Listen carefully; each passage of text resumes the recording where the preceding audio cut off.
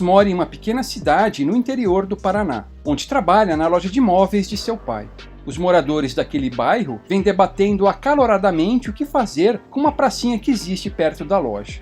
Mateus, que nos últimos anos se tornou um aguerrido ativista ambiental, sabe exatamente o que fazer com a praça. Devem ser plantadas ali árvores nativas para que sejam restaurados, ainda que minimamente, os serviços ambientais que as florestas da região, outrora tão abundantes, forneciam em um passado não tão distante.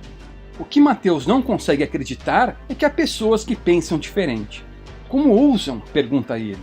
Para seu espanto, há pessoas como Viviane, que levam seus filhos à praça e que acreditam que um parquinho de diversões cairia muito bem ali.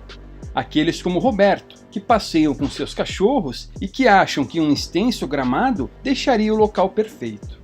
Há ainda pessoas como Ana, que não querem nada disso e que preferem um estacionamento, já que vão trabalhar de carro. Note que nesse exemplo temos um recurso, o espaço e várias opiniões de como ele deve ser usado. Como superar essas diferenças? Uma opção é aquela via política de Oppenheimer. Vou votar no Jorginho do Açougue para vereador, porque ele prometeu transformar aquela praça em uma pequena floresta, declara orgulhosamente Mateus. Será que isso é uma boa opção? Quando escolhemos essa via, estamos defendendo que, uma vez eleito, Jorginho, junto com outros comparsas, roube via impostos não só o próprio Mateus, mas também Viviane, Roberto, Ana e demais cidadãos para fazer algo com que muitos não concordam. E isso assumindo ingenuamente que o excelentíssimo vereador Jorginho do Açougue vá fazer o que prometeu. Ao se escolher essa via, o conflito não é resolvido. Ao contrário, ele é exacerbado. Agora, mesmo os que não concordam com aquele uso da praça são obrigados a financiá-lo. O vencedor daquela divergência de opiniões é decidido pela força, por aquele que consegue capturar a máquina coercitiva do Estado. É este o sistema em que vivemos hoje e é patente sua injustiça. Neste sistema, a grande maioria da população tem seu direito à autopropriedade sistematicamente violado para que alguns se iludam com pequenas mudanças e uma pequena casta de privilegiados se aproveite de nossas preferências subjetivas. Não seria melhor uma outra opção? Não seria melhor tentarmos aquela via econômica de Oppenheimer? Não seria melhor nos lembrarmos de que os recursos, por definição, são escassos? Aceitando a realidade como ela é, aí sim teremos alguma chance de resolver esses inevitáveis conflitos de forma pacífica. E se aquela praça fosse privatizada e o dono pudesse fazer dela o que quisesse, cobrando para tal? Nesse caso, se ele percebesse que há demanda por uma praça bastante arborizada e que há pessoas como Mateus dispostas a pagar por isso, ele poderia se arriscar nessa empreitada.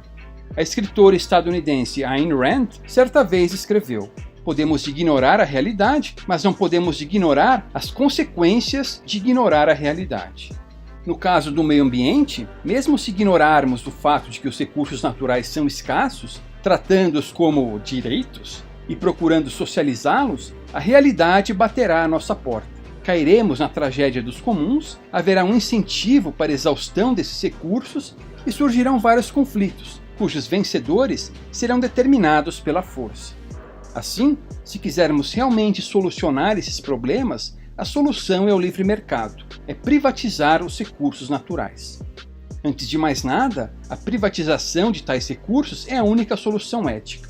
Recorde-se de que, como vimos nos primeiros vídeos, a ética da propriedade privada pode ser deduzida logicamente e é universal. Ela é válida para qualquer pessoa, em qualquer lugar e a qualquer momento. Sendo assim, ela previne conflitos, protege os mais fracos e nos dá um embasamento jurídico claro para punir os que não a respeitam e para restituir os que são desrespeitados. Seguindo essa ética, um recurso natural será daquele que primeiro dele se apropriar ou daquele que o receber de outrem por meio de uma troca voluntária. Uma vez privatizados, os recursos naturais podem ser comercializados em um livre mercado, cujos preços, agora livres das distorções estatais, refletem fielmente as preferências subjetivas das pessoas. Como no exemplo da praça, temos várias demandas, das quais a proteção ao meio ambiente é apenas uma. Hoje em dia, dadas as interferências econômicas estatais, não temos como saber qual é a exata posição da proteção ao meio ambiente dentro dessa lista de necessidades. Apenas o sistema de preços em um livre mercado nos permite aferir o quão importantes são as questões ambientais em relação às outras demandas.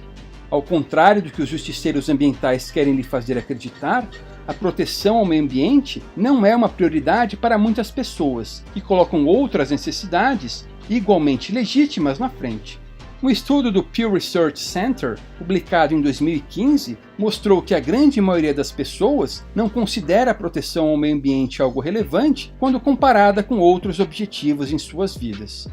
Na verdade, elas priorizam demandas como alimentação, saúde, segurança e educação para só depois se preocuparem com questões ambientais. Não obstante, o meio ambiente tem sua importância, como nos mostra a comoção da população frente a várias questões ambientais. Esse tipo de comoção que surge, por exemplo, quando há um derramamento de óleo no mar, evidencia que as pessoas, em algum grau, valorizam a conservação. A privatização dos bens naturais e dos serviços ambientais faria com que essa valorização deixasse de ser simplesmente encenação de virtude e passasse a ser espontânea, virtuosa e autêntica.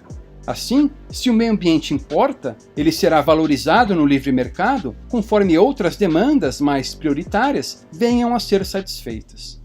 Portanto, só com um crescimento econômico significativo é que as pessoas passam a se preocupar com o meio ambiente. Mesmo que não haja um livre mercado de fato, a mera diminuição da intervenção estatal já faz com que a economia comece a prosperar. E quanto maior essa diminuição, mais próspera a economia. Nesse caso, com mais dinheiro no bolso, podemos contribuir com causas ambientais. Do contrário, atemo-nos ao que é prioritário. Não tem jeito, é assim que funciona. Quantas vezes você já não deixou de contribuir com alguma causa ambiental por não ter dinheiro? Pois é, o que vale para você, vale para os outros.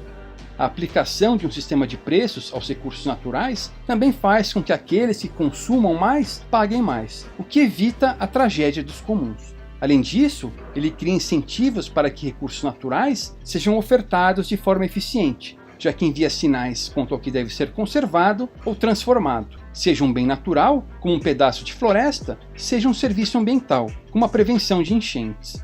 Quanto mais escasso esse bem ou esse serviço, mais caro se torna. Isso é um incentivo para que empreendedores invistam, produzam e ofertem tal recurso, reduzindo posteriormente seu preço.